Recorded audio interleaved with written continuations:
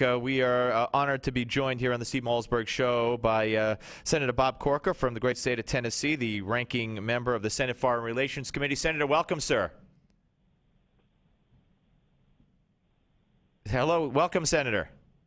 Hey, how are you, sir? Good. Thank you for joining us. I really appreciate it. And I want to get to your letter to the president and what's going on with us delivering bags of money to Karzai in Afghanistan. But I would be remiss if I didn't try to get your views on what happened today. And I don't know if you saw it or not, but I could tell you a little bit about the hearing at the House Ways and Means Committee with the outgoing head of the IRS, Stephen Miller. First of all, he said that he did not believe that what happened, even if groups are targeted by the IRS, he believes it's not illegal. He also could not name any names of who initiated all this, who started it, who approved it. No names were mentioned.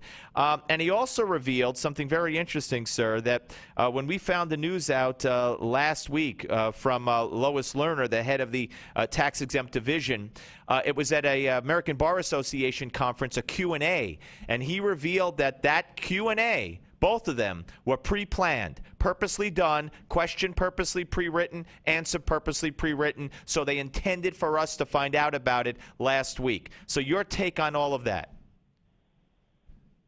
Did he, when they pressed him, what did he say? Well, he did. They didn't press him on. I mean, he just admitted that was the case. I didn't. If they did press him on why it was released at that time, I mean, I have a theory. It's called Benghazi. Maybe it was a distraction, but that's why I wanted to get your opinion on that. Yeah, I've been in meetings all day and just stepped out to make this call. But look, this is chilling what the IRS has done, and I think this is probably going to play out over a long period of time before we get to the bottom of it, especially when your lead witness, if you will, the outgoing person, has as little knowledge to put forth as apparently he had today. I did read some clips to step out before this call was made and understand a little bit about what happened. But, look, the IRS is an institution everybody in America understands. They understand the power that the IRS can have over individuals. They understand how oppressive the IRS can be if they choose to do so. And the fact that organizations like Tea Party groups and others have been targeted is really chilling. And I think that this is, again, going to take a long time to get to the bottom of and find out how high of a level within the administration knowledge of this was known, if you will. And I think we have the health care bill coming on, it's going to be even more relevant to people when they realize that it's the IRS that is going to be the entity that's going to be overseeing what individuals throughout our country are doing relative to this new law. Well, sir, I'm so glad you said that, because not relevant to the hearings today, but the fact of the matter is that Sarah Hall, the woman who was in charge of the nonprofit and overseeing that whole section from 2010 until fairly recently, she has been quote unquote promoted. She is heading up the new division of the IRS that will be overseeing Obamacare. Yeah, it's.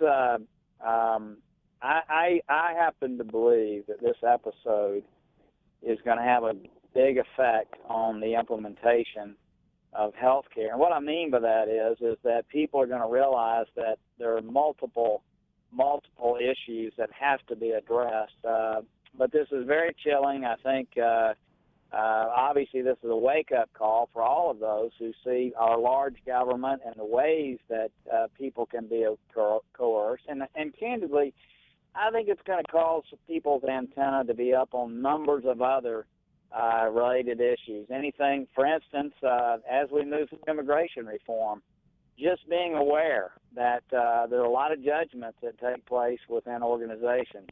As we move through other pieces of legislation, when we ever deal with Fannie and Freddie, which hopefully will happen this year, a lot of judgments get made by organizations that have tremendous clout. So, look, this builds additional distrust in government, and candidly, I don't like to see that in America. I think a healthy distrust is something we should all have, but I think we should get to the bottom of this. It's going to take a while. It's going to affect other agencies of government. And that investigative and oversight process is what Congress is supposed to do, should do, and certainly there's going to be ample opportunities for that to be done over the next couple of years. And one more, Senator, before we get to the important issue at hand here, and I know you did not see and hear, but I'm telling you, I could play you the cut if you so desired, that he did admit again that this was a pre-planned question. It was purposely revealed last week. Do you believe, if that's the case, as he stated, do you believe that? Would you, let me rephrase it? Would you put it beyond this administration or someone in the administration to have created this as a diversion to take the focus off of Benghazi because it was 2 days after the hearings? If I were an administration official, as bad as Benghazi has been, and I think the new revelations about the State Department actually having been the entity that changed the talking points so that there would not be negativity towards them, I think that is a new development. Obviously, for me, a big issue has been there's been no accountability there. I mean, we have 4 employees that are still on government payrolls, that are on administrative leave, they're sitting in their homes. And I think that at some point soon we need to either know were they culpable or not. And by the way, I think there are people higher up in the State Department that also share some of the blame. But what I'm saying is this: Benghazi is an issue that certainly has captured the nation's attention. But when you start talking about an issue within the IRS, it's something that's far more relevant to every individual. Sometimes people, Benghazi's in Libya, and it's hard to understand what happened.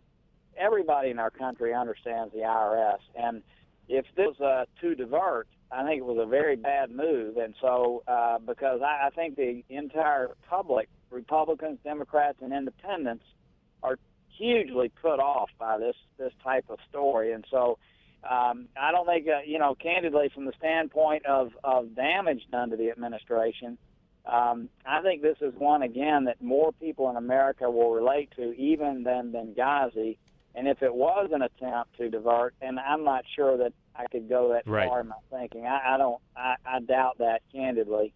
I don't think you divert with another terrible story that's even worse. So fair enough. So this one is even worse, I think, than Benghazi from the standpoint of how Americans are going to view the U.S. government. We're talking to Senator Bob Corker from Tennessee, the ranking member of the Senate Foreign Relations Committee. And, sir, in that capacity, you recently wrote a letter to the President of the United States as part of your ongoing outrage and inquiry into why the CIA, according to Afghan President Hamid Karzai himself, why the CIA has been delivering bags of cash to him for the past decade.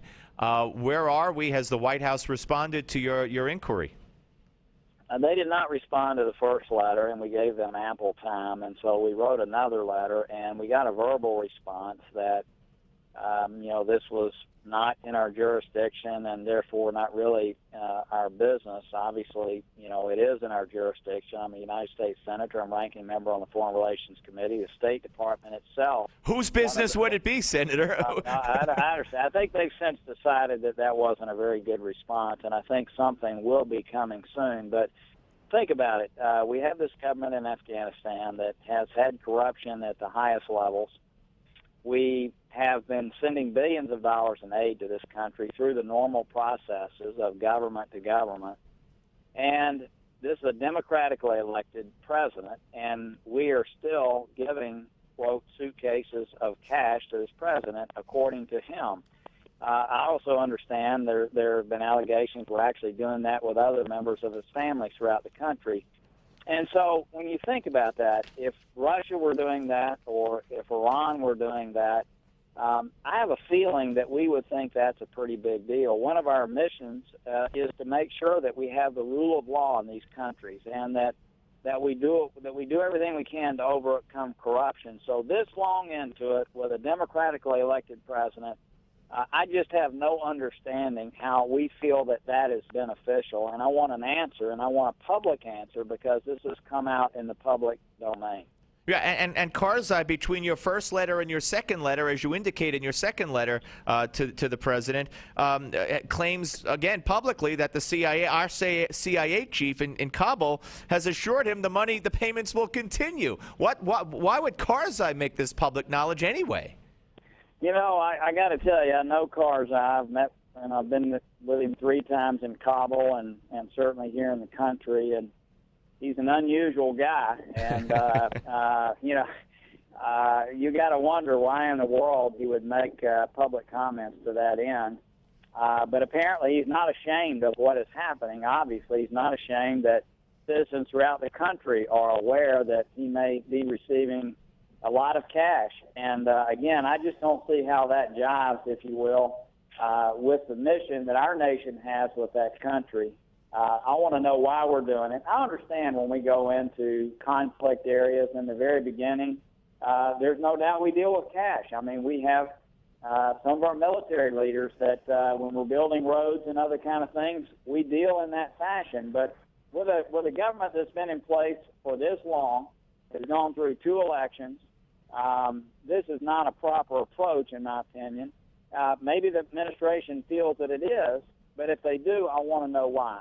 And with that, hey, I've got to step into. Yes, Senator. Thank you very much. Thank you. Having me on. I'm sorry I hadn't listened to the IRS hearing this morning earlier. No, go ahead, sir. Thank you so much for your time. Bye-bye. Thank you. Yes, sir. Senator Bob Corker, ladies and gentlemen, ranking member of the Senate Foreign Relations Committee.